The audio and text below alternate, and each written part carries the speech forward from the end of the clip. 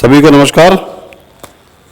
आप में से जिनका भी यूपी टेट का एग्ज़ाम है, ख़ास तौर से जूनियर लेवल का जो एग्ज़ाम आपका है 6 से 8 वाला पेपर अगर आप देने वाले हैं तो ये वीडियो आप ही के लिए है। जनरल स्टडी में, सामान्य अध्ययन में आपको क्या क्या पढ़ना चाहिए। देखिए, क्वेश्चन जीके के मैं आपको बहुत सारे इसको वीडियो में नहीं बताने वाला हूँ, लेकिन आपको क्या पढ़ना है, इसके बारे में आपको कैसी प्लानिंग करनी है, ये ज़रूर मैं आपको इस वीडियो में बताने वाला हूँ। तो आप ध्यान से इस वीडियो को पूरा देखें, समझें। वीडियो को लाइक ज़रूर कर दीजिए और जिनको भी ये पेपर देना है, आपके साथी हैं, आपके सर्कल में, ग्रुप में हैं, प्लीज़ आप उनको शेयर कीजिए ताकि उनको भी फ़ायदा मिले इस वीडियो का। इस वीडियो में आपको ये पूरी लिस्ट मिलेगी, ये पूरे टॉपिक मिलेंगे कि जो आपको पढ़ना ही है और जो आपके एग्ज़ाम्स में आने वाले हैं। ठीक है, तो पहला तो ये है कि अच्छी सी किसी बुक से यदि आप पढ़ते हैं तो आपको फ़ायदा होगा पढ़ने का। और जिस बुक में डाटा सही हो, एनसीईआरटी की जो एनसीईआरटी बेस्ड हो, उस बुक से पढ़िए हमेशा। कम से कम 2 तरह की अच्छी किताबें जीके की अलग अलग पास होना ही चाहिए, किसी एक बुक से टेस्ट नहीं निकलता है कभी। दूसरा ये है कि राइटिंग वर्क जितना आप करते हैं उतना ही ठोस आपके दिमाग में वो रहता भी है। अब मैं बात करूँगा इसकी कि आपको क्या क्या पढ़ना है, क्या क्या छोड़ना है। देखिए, शुरुआत ही होती है हड़प्पा सभ्यता से। हड़प्पा सभ्यता, उसके बाद पाषाणकालीन सभ्यताएं जो पहले की थी, सिंधु घाटी सभ्यता, इनके जितने पॉइंट आप पढ़ लेंगे तो इनमें से पॉइंट ज़रूर आने वाले हैं। उस समय की भाषा, उस समय की लिपि, उस समय की चिन्ह, उस समय के बर्तन, उस समय की कृषि, लोगों का रहना, खान पान, नदियाँ, शहर, वहाँ के अवशेष, ये सब बहुत इम्पोर्टेंट हैं आपके पेपर के लिए। तो इनको आप ध्यान से जितना कवर करें अच्छा रहेगा। फिर आपके लिए जो प्राचीन वंश हैं, पल्लव वंश, चोल वंश, जितना भी मौर्य वंश है, सातवाहन वंश है, इनके संस्थापक, इनमें जो सबसे अच्छा राजा रहा है, कौन सा मंदिर किसने बनवाया है दक्षिण में, फिर कौन सा मंदिर किस शैली का बना हुआ है, इस तरह की एक लिस्ट वाइज पूरा अध्ययन आपको करना है। जो आपके पास अभी टाइम है 1-1.5 महीने का, तो ये काम आप कर सकते हैं। बिल्कुल नहीं घबराना है, धैर्य से पढ़ना है। कोई कब से भी पढ़ रहा हो वो ठीक है, आपको इतना पढ़ना है कि बस आप पेपर में देख के समझ जाएगा, हाँ इसका आंसर ये है, ये हमने पढ़ा हुआ है। ठीक है, भारत का भूगोल, उत्तर प्रदेश का भूगोल, इन पे थोड़ा सा आपको अक्षांश देशांतर, इनके बारे में पढ़ना है। सबसे बड़ा, सबसे छोटा, नदियाँ, नहरें, यहाँ की कृषि, सिंचाई व्यवस्था, यहाँ की मिट्टियाँ, और किस फसल के लिए कौन सी मिट्टी उपयोगी होती है, किस मिट्टी के क्या क्या उपनाम रखे गए हैं, इस तरह के पॉइंट पढ़ना बहुत ज़रूरी होता है। बल्कि ये यूपी टेट नहीं, किसी भी एग्ज़ाम के लिए आवश्यक होता है। तो मैं यही कहूँगा कि आप इन सब चीज़ों को पढ़ के जाएंगे तो आपको फ़ायदा ज़रूर मिलेगा। फिर इसके बाद अपन आते हैं तो दिल्ली सल्तनत में से पॉइंट ज़रूर आता है, मुग़ल काल का एक पॉइंट आता है, ब्रिटिश शासन का पॉइंट आता है। ब्रिटिश शासन में जो विद्रोह हुए हैं, क्रांतिकारी गतिविधियाँ हुई हैं, फिर जो आदिवासी कृषक आंदोलन हुए हैं, विद्रोह हुए हैं, कूका आंदोलन, मुंडा विद्रोह, इस तरह के सारी घटनाएँ। और आधुनिक भारत में भारतीय जो क्रांतिकारी रहे हैं या भारतीय जो राजनीतिक लोग रहे हैं, उनके उपनाम भी पूछ सकते हैं। कौन सी घटना कब हुई, महात्मा गांधी का आगमन, उनके आंदोलन, इनको आपको पढ़ना पड़ेगा। अब भारत में मानसून और हर स्थिति में, हर क्षेत्र में मानसून के बारे में क्या अपडेट रहता है, इस तरह के पॉइंट आप देखेंगे, यदि आपको तो अच्छा रहेगा। फिर महाद्वीपों के बारे में अगर बात करें तो ऑस्ट्रेलिया महाद्वीप से पॉइंट आने की संभावना हमें हमेशा रहती है। रहती तो किसी समय ऐसे भी है, लेकिन ऑस्ट्रेलिया महाद्वीप के पॉइंट आ सकते हैं। तो ऑस्ट्रेलिया महाद्वीप में नदियाँ, पर्वत चोटी, वहाँ की चट्टानें, फिर चक्रवात, यदि कोई पिछले 1 साल में आया है वो, नहीं तो जो चक्रवात हर साल किसी न किसी देश में आते ही है, नुकसान होता है, जिनसे जापान में, उत्तर कोरिया में, चीन में, अमेरिका में, वो पूछ सकते हैं। संविधान के बारे में बहुत ज़्यादा पूछने की संभावना इसमें कम होती है क्योंकि वो ईवीएस में रहता है, आ सकता है। संविधान में से ना आके सिविक्स का जो पोर्शन आपका है, राष्ट्रपति, उपराष्ट्रपति, मुख्यमंत्री, राज्यपाल, इनके बारे में आपसे पूछ सकते हैं इस एग्ज़ाम में। फिर भारत में जो पश्चिमी घाट, पूर्वी घाट की पर्वत श्रेणियाँ हैं, जो पहाड़ियाँ हैं या जो जंगल हैं, वन हैं, नदियाँ हैं, कौन सी कहाँ गिरती है, लंबाई उनकी, किस कहाँ से निकलती है, कहाँ गिरती है, बांध, ये पॉइंट ज़रूर आते हैं। बल्कि ये पॉइंट आते हैं मैचिंग के लिए, सम्मिलित कीजिए। इनके बारे में आप अच्छे से ध्यान से पूरा पढ़ के चलें।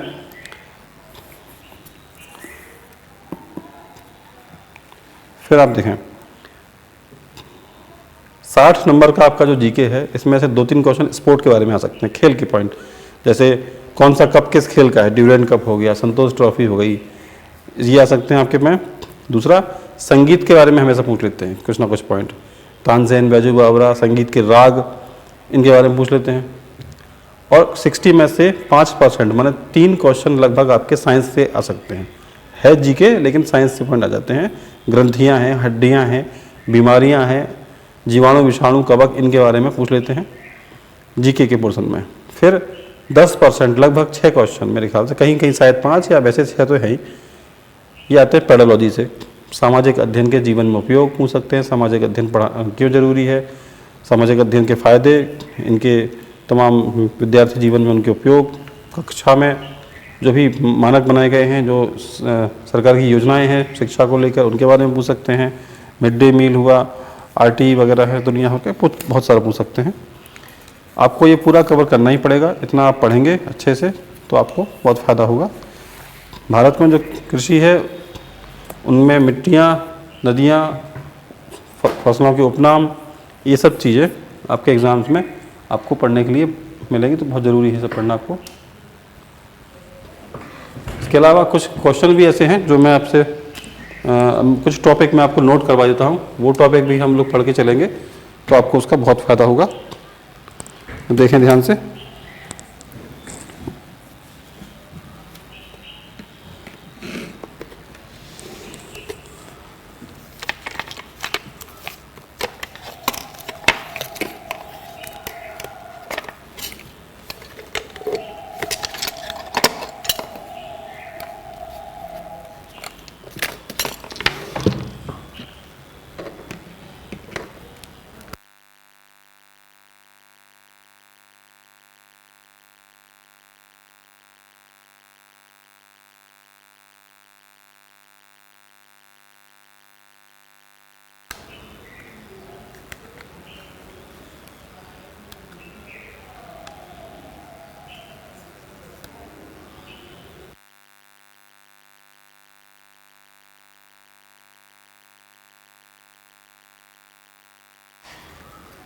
एक बड़ा अच्छा पॉइंट है, सुने ध्यान से। चिंपैंजी का डीएनए 98% मनुष्य के डीएनए से मैच करता है, ठीक है। फिर एक है कि पाषाण काल में तेज धार वाले पत्थर के हथियार की छेनी को तक्षणी कहा गया। तक्षणी, हाथ से बनी हुई कुल्हाड़ी जिसमें पत्थर का प्रयोग करते थे उसको एस्यूलियन कहा गया था। एस्यूलियन, ये पाषाण काल की बात हो रही है। अब देखें ध्यान से। जो पूर्व मानव था, मानव की शुरुआत थी, उनके आवास थे, तो पूर्वी अफ्रीका में ऑस्ट्रेलोपिथेकस मनुष्य का आवास कहलाता था। लिएंडरथल मानव का जो आवास है वो बना गया है यूरोप और एशिया माने यूरेशिया में। होमो इरेक्ट मानव को अफ्रीका और एशिया का निवासी माना गया है। पैकिंग मानव मनुष्य था, उसको चीन का निवासी कहा गया है। होमो सैपियंस मानव अफ्रीका महाद्वीप में विकसित हुआ है।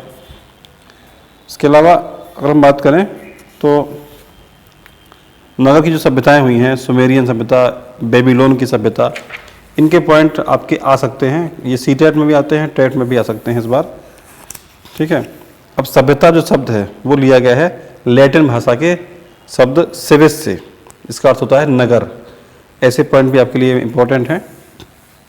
सिंधु घाटी सभ्यता के तो सारे पॉइंट इंपॉर्टेंट होते ही हमेशा, उनको तो आपको पढ़ना ही पढ़ना है। अब देखें ध्यान से, ऋग्वेद में मंडल जितने भी हैं तो उन मंडल के जो लेखक हैं वो पूछ सकते हैं। ऋग्वेद में 10 मंडल हैं, तो पहला मंडल जो है उसके लेखक है मेघातिथि। दूसरे मंडल के रचयिता हैं गृत्समद।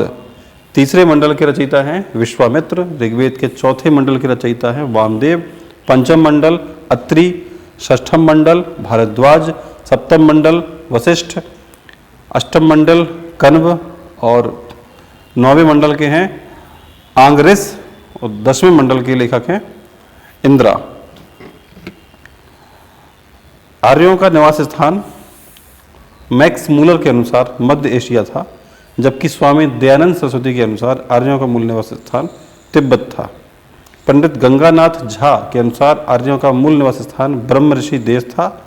और DS त्रिवेदी ने पाकिस्तान के मुल्तान में आर्यों का मूल निवास माना है। ठीक है। वैदिक युग में वैदिक संस्कृति के बारे में आप यदि ल्यूसेंट की बुक से भी पढ़ेंगे तो भी आपके लिए अच्छा रहेगा, काफ़ी अच्छा डाटा उसमें आपको मिल जाता है। जैन धर्म, बौद्ध धर्म, हीनयान, महायान बौद्ध धर्म के जो हैं, श्वेतांबर, दिगंबर जैन धर्म के संप्रदाय हैं। 16 महाजनपद जरूर पढ़ लें, क्लास में मैंने कई बार लिखवाए हैं, इनमें से क्वेश्चन आना ही है। शिलालेख हैं जो, इनके बारे में पढ़ लें ध्यान से। और संगम वंश, विजयनगर, जितने भी आप टॉपिक सुन रहे हैं ना, तो इस टॉपिक आपको पढ़ना पड़ेगा। जैसे पल्लव वंश है, तो पल्लव पहले सातवाहन वंश के सामंत थे। पल्लव वंश स्थापना से पहले पल्लवों को सातवाहन का सामंत माना गया है। विरूपाक्ष मंदिर, संगमेश्वर मंदिर किस शैली के बने हैं? ये बने हैं द्रविड़ शैली के। तो ये पूरा एक जो है, पूरा एक सिस्टम पैकेज आपको कवर करना पड़ेगा किसी न किसी अच्छी बुक से, आराम से आपको मिल जाएगा, चाहे आप नेट का भी यूज़ कर सकते हैं इसमें। कांची मंदिर है, कैलाशनाथ मंदिर है, ये सब विरूपाक्ष मंदिर की शैली के ही बने हुए हैं। राष्ट्रकूट युग में कौन से मंदिर बने, इन सारे पॉइंट्स को आपको कवर करना है।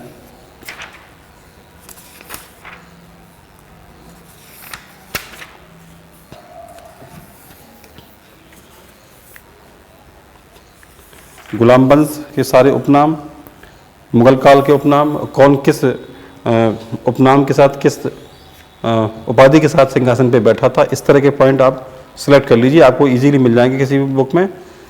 और आपके लिए